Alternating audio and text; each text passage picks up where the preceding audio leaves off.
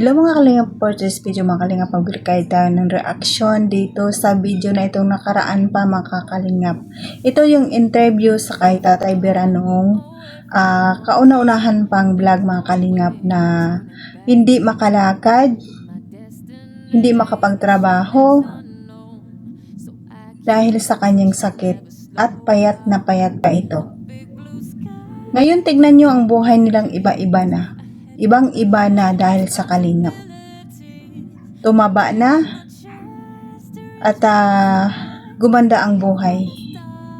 Binigyan ng magandang buhay pero kinalaban ang kalingap.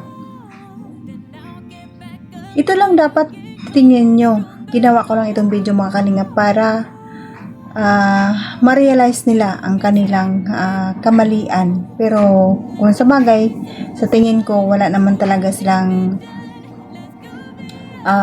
tinitingnan na utang loob, no mga kalingap. Pero bago tayo mag-upisa, paki-subscribe ang ama ng kalingap, Bal Santos Matubang at Kalingap Rab, Kalingap Ido, Jack Tapi Matubang, charity vloggers at sa mga keyboys, mga reactors at mga kasamahan kong reactors sa KSSG at ang inyong lingkod sa araw na ito, Jasmine 05 channel. Kung di ka pa nakasubscribe, please subscribe and don't forget to hit the notification bell para updated kayo sa aking mga video na ina-upload mga kalingap.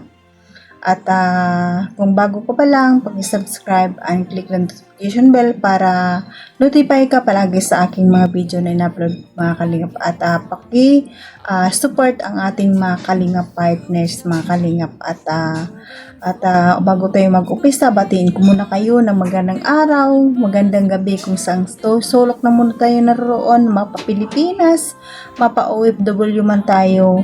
Magandang araw sa inyong lahat at sana hiling ko lang, sana ay nasa mabuti tayong kalagayan and good health lang tayo palagi. Let's go naman kalingap, panoorin na natin ito.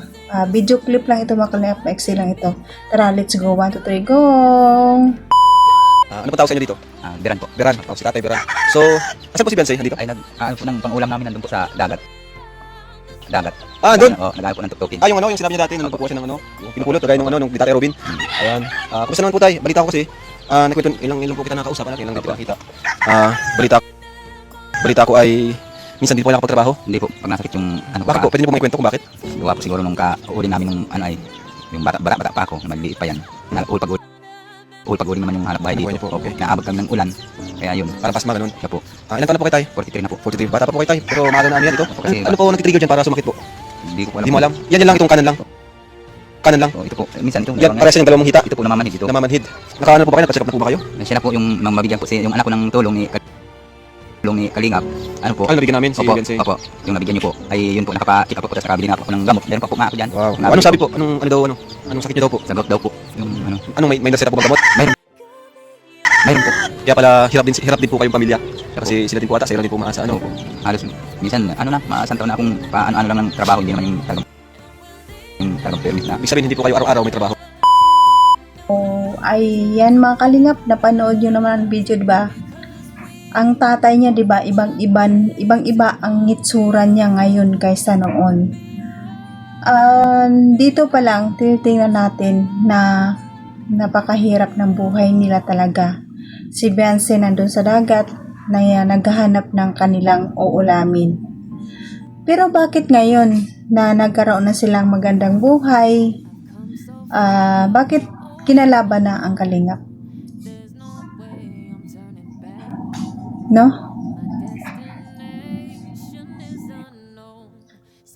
Kinalaban na ang kalingap.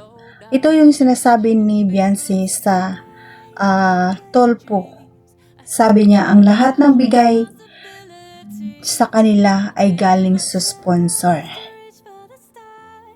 Kahit galing man sa sponsor yan, pero dahil sa pagbablog ni Kalingap Rab sa iyo, nagkaroon ng sponsor dahil. Kung hindi dahil kay Kalingap Rab, wala kang sponsor. Si Dugwak dati ang nagbablog sa iyo, walang sponsor. No? Intindihan mo? Wala kang sponsor dati. At nung dumating si Kalingap Ido, dumagsa ang sponsor mo. Huwag mo sanang kalimutan ang mga nangyari sa buhay mo. Ang ginagawa mo ngayon, babalik yan sa'yo, Day. Di mo alam? Kahit sabihin mo, bigay ng sponsor ang tricycle, bahay, hindi lahat ang sponsor na nanggaling ang pagpapatayo ng bahay sa'yo. Diba sabi ni Kalinga Prab, mas malaki din ang kanyang ambag dyan sa bahay na yan. Isipin mo lang hindi ka nagkaroon ng ganyang bahay kung wala ang Kalingap. Bakit kinalaban mo ang Kalingap? At sinasabi niyo pa na may utang na loob kayo, kaya kayo sunod-sunuran. Bakit nung unang vlog pa lang, hindi kayo nagreklamo? Sana hindi na kayo pinabayahayan. Hindi ka na sana nagkaroon ng love team. Dapat noon pa umayaw ka na. Kagaya ni Kyla. Si Kyla, isang vlog pa lang, pangalawan umayaw na. Yun dapat din ang ginawa mo. Ikaw diba, sobrang hiyain ka din? Sana umayaw ka na noon, nagsabi ka na ayaw ko mag-vlog. Ayaw ko nang magpa-love-team. Dapat sinabi mo yun noon. Hindi, pero kayo, mga pamilya mo, inantay nyo muna magkaroon kayo ng bahay bago kayo umayaw. At bago kayo nagngangaw ngayon. At sabihin mo, binabalahura kayo dahil sa kagagawan nyo. Kung hindi nagpara-comment ang nanay mo sa mga ibang live, hindi nangyari ang ganito. At hindi dahil kay Iking at kay Pulang Uod, hindi nangyari ang ganito. Bakit lahat yan sinisisi nyo sa Kalingap? Ang Kalingap tahimik lang, lalo si Kalinga Prab, tahimik. At si Kalinga Prab mismo ang nagpa-viral sa'yo. Tapos ipabura mo ang mga video mo. Para ano? Isipin mo mabuti. Kung hindi dahil sa mga video na yan, wala kang bahay. Wala kang magandang damit. Hindi maganda ang ipin mo. Hindi ka gumanda ng ganyan.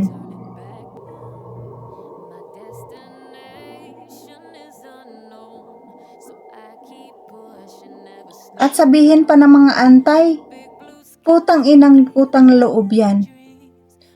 Isa pa yun ang nagsabi niyan. Wala din, hindi maintindihan kung ano ang utang na loob.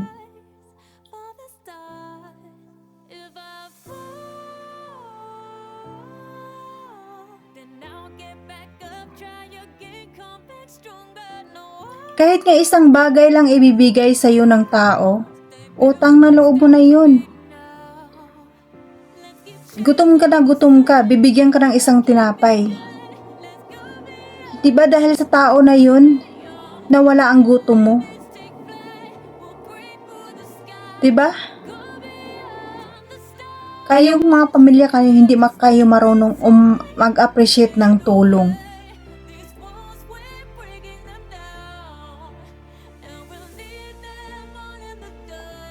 Dapat naintindihan nyo yun. Tingnan nyo ang tatay mo noon payat na payat, ngayon tumaba na. Nung tumaba na, lumaki din ang ulo. Parang ikaw din, lumaki ang ulo mo. Sabi mo pa, nag-comment ka pa sa ibang live. Ginawa mo ang channel mo para ipagtanggol mo ang magulang mo.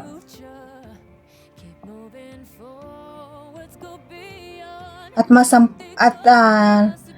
parang pinapalabas mo doon sa comment mo, parang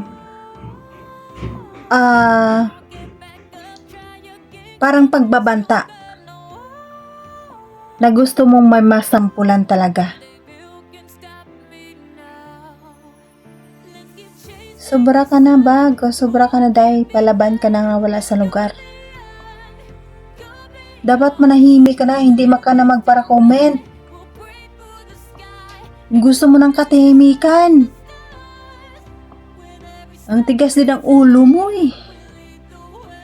Gusto mo rin pag-usapan, gusto mo rin sumikat, kaya sa tingin ko sa'yo, gusto mo talagang sumikat kasi may balak ka talagang mag-YouTube. Kung sa bagay, meron ka ng YouTube channel. Kaya ka lumalaban para pag-usapan, para sisikat, para magkaroon ka ng subscribe.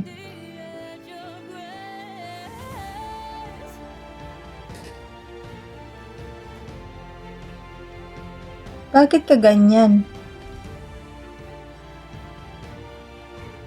Ang YouTube channel ba paraan para tumahimik? Hindi ka tatahimik.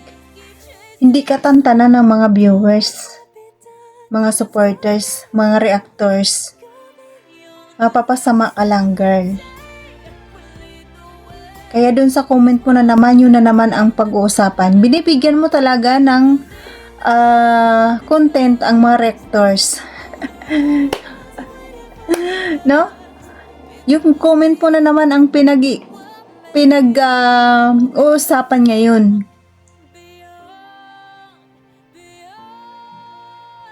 Paraan ba, yun ba ang paraan na para ipagtanggol mo ang magulang mo? Kung para sa akin, mali yun.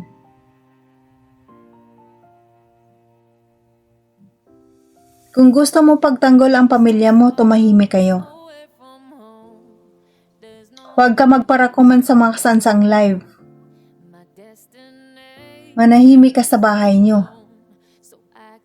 Nagpara-comment ka pa, di pag-usapan ka na naman. Sira ka talaga.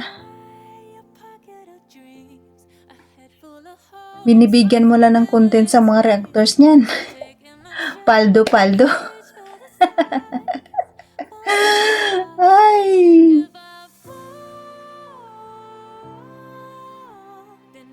Sa totoo lang, girl, naawa kami sa'yo. Pero ikaw din talaga ang gumagawa ng paraan para mapag-usapan kay. Kaya siguro gumawa ka talaga ng YouTube channel eh, para pag-usapan ka. Di ka rin makatiis eh. Ayan na naman, comment na naman siya. Di pag-usapan na naman siya. Ay, bahala ka sa buhay mo. Buhay mo naman yan. Di naman namin buhay yan. Di naman kami magdala ng problema yan. Ayaw pa namin mga reactors, may mga content kami na magawa para sa'yo. So, ayan naman kalingap. Hanggang dito na lang ang ating reaction na naman. Kahit pa ulit-ulit lang tayo dito, pero ganun talaga ang tigas talaga ng ulo. No? Kaya hanggang dito na lang, patuloy pa tayo supportahan si Kalingap Rab, si Kalingap Ido, si Kuya Bal, si Ma'am Jack, si Atigna. Supportahan natin sila para patuloy pa sila magbibigay ng saya sa ating kababayang mahirap at patuloy pagbibigay ng scholar sa ating mga estudyanteng walang kakayahan sa pag-aaral. At salamat sa mga sponsor na andyan palagi na tumutulong sa Kalingap at sa mga silent viewers, mga mga solid supporters ng Kalingap. Salamat sa inyo sa pagpanood ng aking mga video at sa mga love team supporters. Maraming salamat sa appreciate mga Kalingap. At sa mga kapwa kong OFW, kung saan man tayo naroon ngayon, mag-ingat tayo palagi, and good health tayo palagi. Enjoy your life habang tayo ay buhay. Hanggang dito na lang. God bless at all and God will bless Team Kalingap. Bye-bye!